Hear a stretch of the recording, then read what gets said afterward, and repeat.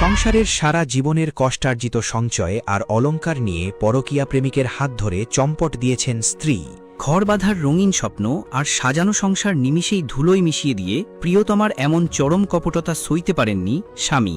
সবকিছু হারিয়ে আর প্রিয় মানুষের দেওয়া তীব্র যন্ত্রণার ভার বইতে না পেরে অবশেষে পথ বেছে নিলেন কামরুল শরীফ। মাদারীপুরের ঘটমাঝি ইউনিয়নে ঘটে যাওয়া এই হৃদয়বিদারক ঘটনা এখন পুরো এলাকায় শোকের ছায়া ও ব্যাপক চাঞ্চল্যের সৃষ্টি করেছে। জানা যায়, প্রয়াত কামরুল শরীফের স্ত্রী কাকলি বেগম একই এলাকার ইরাদ হাওলাদার নামের এক যুবকের সাথে দীর্ঘ ৩ বছর ধরে অনৈতিক ও পরকীয়া প্রেমে লিপ্ত ছিলেন। কামরুল যখন জীবিকার তাগিদে হাড় ভাঙা খাটুনি খেটে টাকা জমাচ্ছিলেন, তখন তার স্ত্রী ব্যস্ত ছিলেন অন্য কারো সাথে ঘর বাঁধার নেশায়। পরিবারের পক্ষ থেকে অভিযোগ করা হয়েছে, কাকলি ও ইরাদের এই সম্পর্কের বিষয়টি জানাজানি হওয়ার পরও কামরুল তার সাজানো সংসারটি টিকিয়ে রাখতে প্রাণপণ চেষ্টা করেছিলেন। তিনি সব জেনেও স্ত্রী সংশোধন হবে এই আশায় দিনের পর দিন চুপচাপ সব সহ্য করে গেছেন।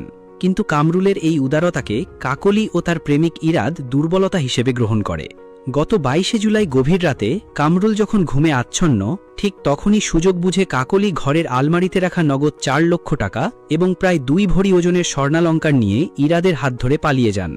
সকালে ঘুম থেকে উঠে কামরুল দেখেন তার ঘর শূন্য। জীবনের সব সঞ্চয় আর যার জন্য এত পরিশ্রম, সেই প্রিয় মানুষটিও উধাও।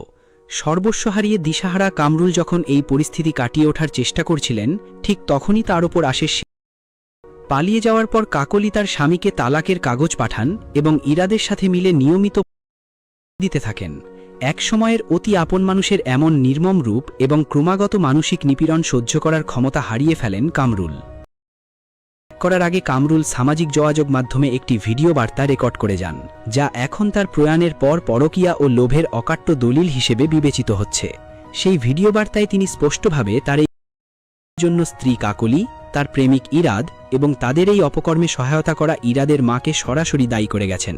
ভিডিওটি ধারণ করার পর তিনি কোনো দ্রব্য পান করেন। গুরুতর অবস্থায় তাকে প্রথমে মাদারীপুরের ২৫০ শয্যা বিশিষ্ট জেলা হাসপাতালে এবং পরবর্তীতে উন্নত চিকিৎসার জন্য ঢাকা মেডিকেল কলেজে ভর্তি করা হয়। টানা ৩ দিনের সাথে পাঞ্জা লড়ে অবশেষে গত ২৫শে জুলাই শনিবার তিনি শেষ নিঃশ্বাস ত্যাগ করেন। কামরুলের এই অকাল প্রয়াণে তার পরিবার ও পুরো গ্রামে এখন শোকের মাতম চলছে। কামরুলের স্বজনেরা কান্নায় ভেঙে পড়ে বলছেন, পরকীয়া ও লোভের কারণে একটি সাজানো জীবন ধ্বংস হয়ে গেল। এলাকাবাসীর মধ্যে এই ঘটনায় তীব্র ক্ষোভ বিরাজ করছে। তারা অবিলম্বে অভিযুক্ত কাকলি, ইরাদ এবং তার মা মালেকা বেগমকে গ্রেফতার করে দৃষ্টান্তমূলক শাস্তির দাবি জানিয়েছেন। মাদারীপুর সদর থানা পুলিশ এই ঘটনাকে অত্যন্ত গুরুত্বের সাথে দেখছে। ভারপ্রাপ্ত কর্মকর্তা আবুল কালাম আজাদ জানিয়েছেন যে, কামরুলের পরিবারের পক্ষ থেকে একটি নিয়মিত মামলা দায়ের করা হয়েছে। কামরুলের রেখে যাওয়া ভিডিও বার্তাটি আলামত হিসেবে সংগ্রহ করা হয়েছে এবং তা যাচাই বাছাই করা হচ্ছে। তদন্তকারী কর্মকর্তা সাব ইন্সপেক্টর কামরুজ্জামান অভিযুক্তদের গ্রেফতারের জন্য বিভিন্ন স্থানে অভিযান অব্যাহত রেখেছেন বলে নিশ্চিত করেছেন। এলাকাবাসীর এখন একটাই চাওয়া, কামরুলের ভিডিও বার্তায় যেসব কথা উঠে এসেছে তার ভিত্তিতে যেন অপরাধীরা উপযুক্ত শাস্তি পায়।